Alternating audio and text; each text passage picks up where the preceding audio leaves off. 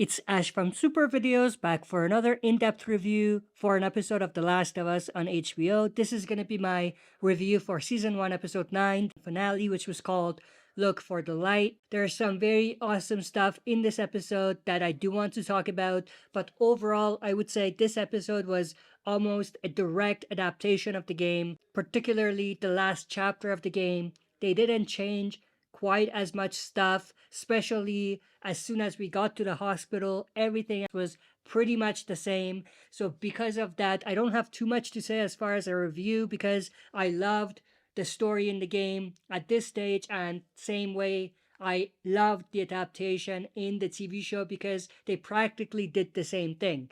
There were a few changes that I do want to talk about, but overall this was a solid episode because it pretty much took the story from the game and brought it to the TV screens. So if you want my very quick review, that's pretty much it. But if you want my in-depth review, stay tuned. We'll be right back with my in-depth review of this episode.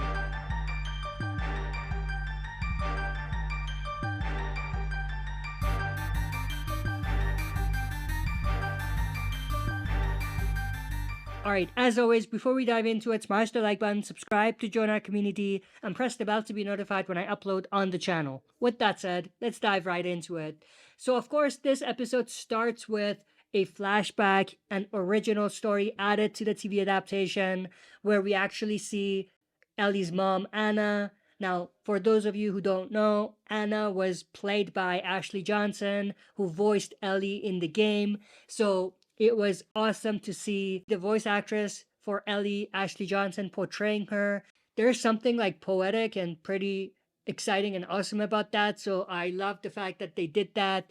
Now, I loved every piece of what we saw from Anna's perspective. And I loved that they had this Easter egg because the farmhouse that Anna went to was actually a direct callback to the ending of part 2 of the game. Ellie herself in the video game ended up in a similar location at the end of the story in part 2. So I love the fact that they circled things around in a way and added this as a callback. Everything was pretty much the exact same. The farmhouse, the tractor. So it looks like they did this intentionally to have it as an Easter egg or a callback. So that's cool. I mean, there are a few criticisms that I have, even though I loved what they were going for. A few things. When we actually saw Anna go to the farmhouse, it sounded like there were like a horde of infected following her, but we only got one of them that attacked. So that was a bit underwhelming, and the reason why this is even more underwhelming is the fact that the season has been very, very light on the infected showing up and interactions with the infected. Now that we actually got an opportunity to see even more infected, they ended up not going that direction and just showed us one infected, which was the only infected that we saw in this episode. This is more a criticism for the season rather than this episode specifically, but we saw like maybe 10 infected, excluding that one episode where we saw 100 of them. But other than that, we've seen very minimal amount of infected showing up, which, if I'm being honest, doesn't really help the situation. Like, do they even need a vaccine? There's like literally no infected out there. But anyway, the one infected that we got was a pretty cool infected that attacked. So that was awesome. And I love the fact that they pretty much explained what happened to Anna's mom and had that kind of circle back around to the reveal at the end of the episode from Marlene. The fact that Ellie was infected with the virus from birth, so that's probably why she's immune. So I loved what they did there, and I also loved how it came together, like Anna being bit and everything and Ellie being born.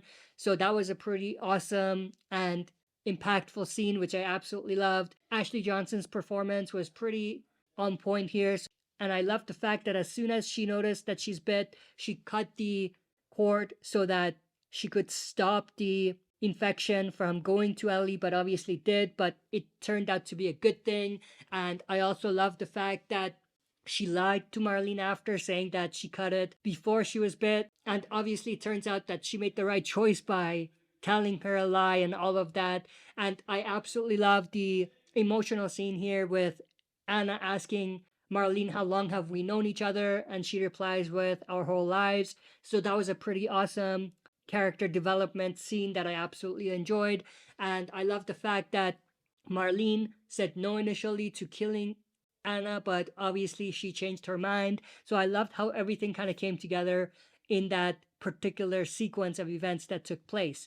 But that's pretty much everything as far as the introduction. I mean, not much else to say. I liked what we saw. The only other criticism I have is that even though this was a pretty critical thing as far as it connecting to the ending, I feel like it could have been a bit shorter than it was. I feel like it took time away from other stuff that we could have seen in this episode. But other than that, I liked everything that they did with the Anna and Marlene story. And I also absolutely loved the transition from Ellie being a baby to Ellie grown up in the current timeline. That was a nice switch that they did.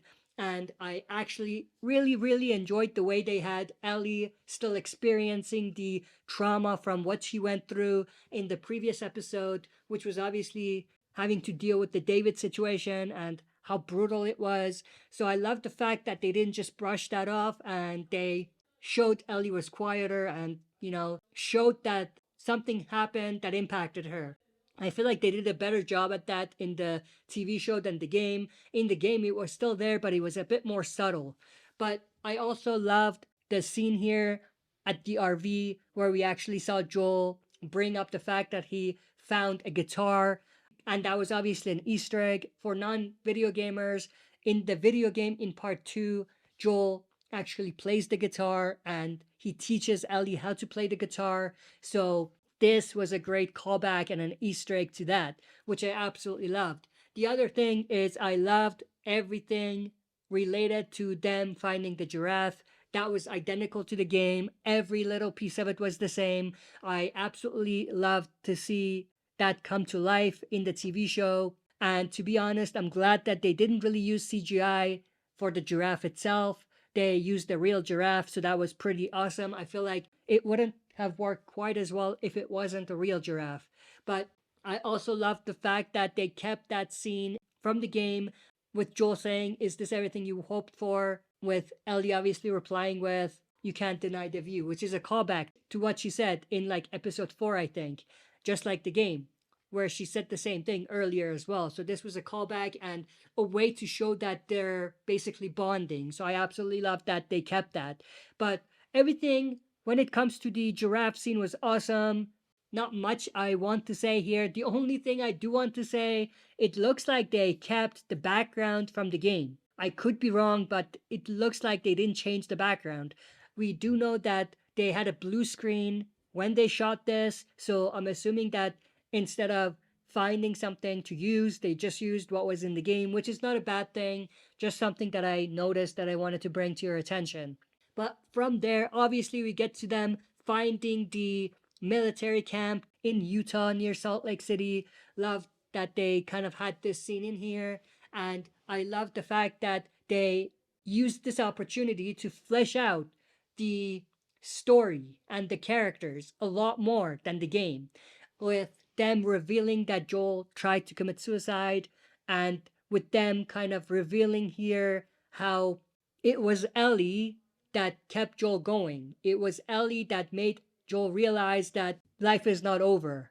And obviously that was subtle, but they did say that because Ellie said time heals everything, and Joel said it wasn't time that did it, meaning that it was you. So I absolutely loved how they kind of used this opportunity, this slow time in the story, to build their bond and their relationship and to flesh out the characters even further than the game. One fun tidbit of information for you. You probably noticed already if you've been following the channel, but they filmed The Last of Us in Calgary, Alberta, Canada, which is the city that I live in. In fact, I was able to visit a lot of the set locations for filming. I was there for a couple of live takes even, particularly this live take. I was there when they were doing this, so that's pretty awesome. I have a lot of behind the scenes stuff on the channel for this if you're interested. The only thing I would say is that the location itself was huge, but they actually didn't end up using a lot of the stuff that was there. And it was just set pieces that went unnoticed for the most part, which was a disappointment because it was great. Like everything that they had in there was so visually amazing and it felt like you were in the game, which was awesome. But like I said, they didn't use it, which makes sense. I mean, for the amount of story that they wanted to tell here, this was enough. But just something I wanted to put out there. But then from there, we get to the point where they start telling jokes, which I absolutely loved. I love the fact that they brought the pun book back and had them bonding even further with the joke book, with obviously Joel being more fun and, more laid back and relaxed. So I love to see that. And then obviously we get to the point where the Fireflies attack. They ambush them, throw the smoke bomb, and knock them out, which was a little different than what happened in the game, because in the game, they actually had a scene where Ellie was underwater. She obviously can't swim, and she was almost drowning, and Joel saved her. And he was trying to bring her back when the Fireflies showed up and took them away. So the scene was a little different, and to be honest, I liked the way they did it in the game a lot more because it helped in bonding the characters even further. But that's just my taste. I mean, others might disagree with me on that. But from there, we get to the point where they get to the hospital, the St. Mary's Hospital, where the Fireflies lab is. I absolutely loved everything that they did there. The whole conversation between Joel and Marlene was identical to the game. The only thing that they really changed here was they added a bit more dialogue when it comes to explaining the Ellie condition, because in the game, Ellie's condition was caused by something slightly differently than in the TV adaptation. In the TV adaptation, her condition was really caused by what they actually showed as a flashback earlier on in the episode. So that was the only difference, but other than that, this was pretty much identical to the game. And then from there, obviously, we get to Joel kind of being taken away by the Fireflies and attacking them and basically killing everyone that he came across. So here we got a lot of great action with Joel just killing everyone that he came across. The only thing I would say though is, as great as this was, and as great as the way they did it was, with the creativity that they used with the music, with the muting of the background noise and all of that, the only thing I would say is that I was expecting more action. I mean, in the game, this part was extended. Like, there was a lot more to it.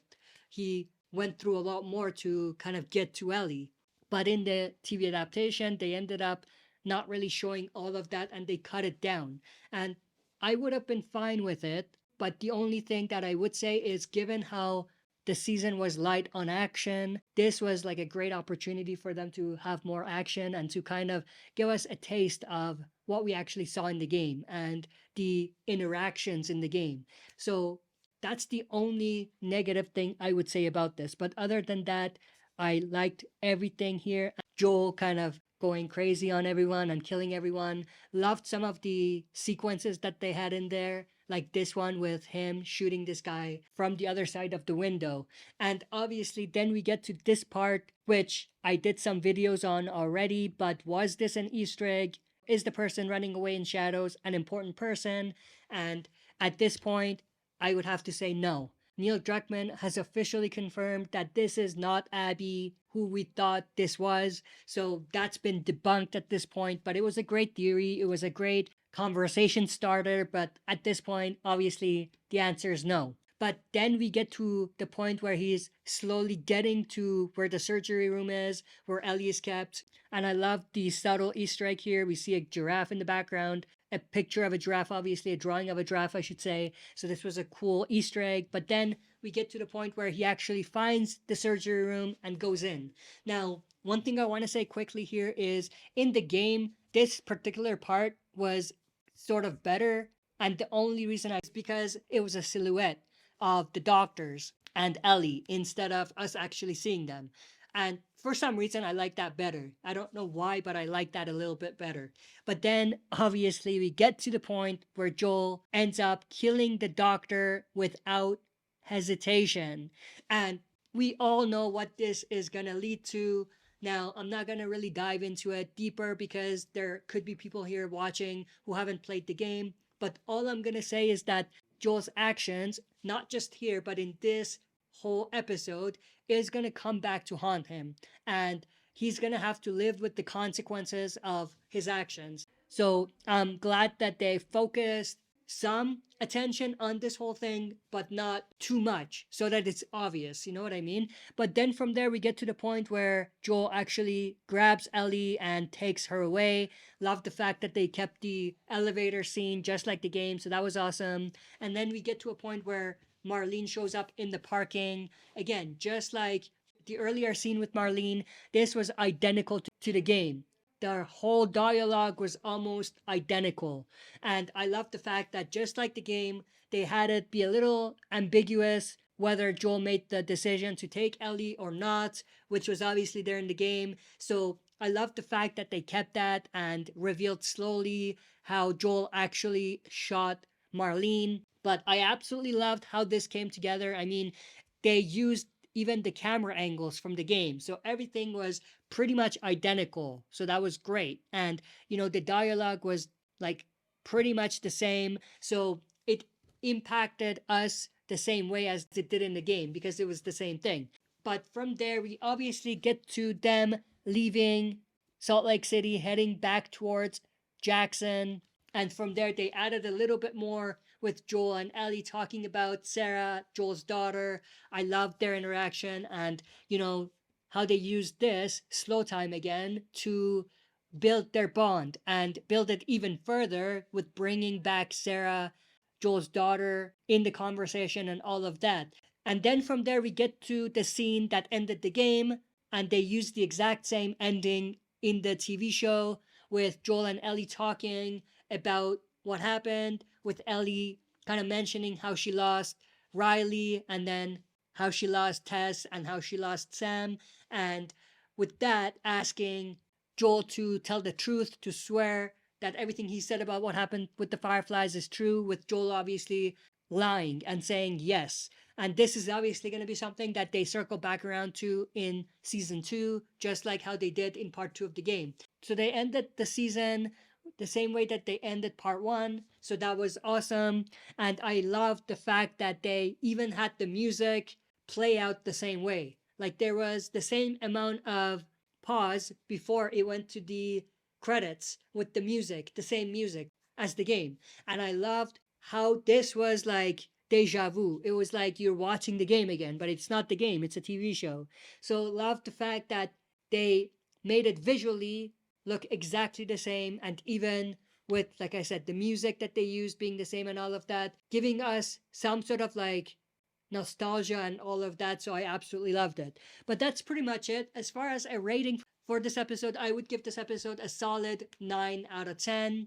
I think I had 2 episodes rated 9.5 out of 10, so it's not quite there. It's not my favorite episode of the season, but it's up there. And maybe if I haven't played the game, this would have been my favorite episode. But because I did play the game and I knew what was coming, the impact was obviously lower. You can't really do much about that. So because of that, I liked 2 other episodes a lot more than this. And the reason was because there was more action. That's the only reason. But that's pretty much everything I wanted to go through in this video. I hope you enjoyed. If you did, smash the like button, subscribe to join our community, and press the bell to be notified when I upload on the channel. That's it for this video. See you next time for another super video.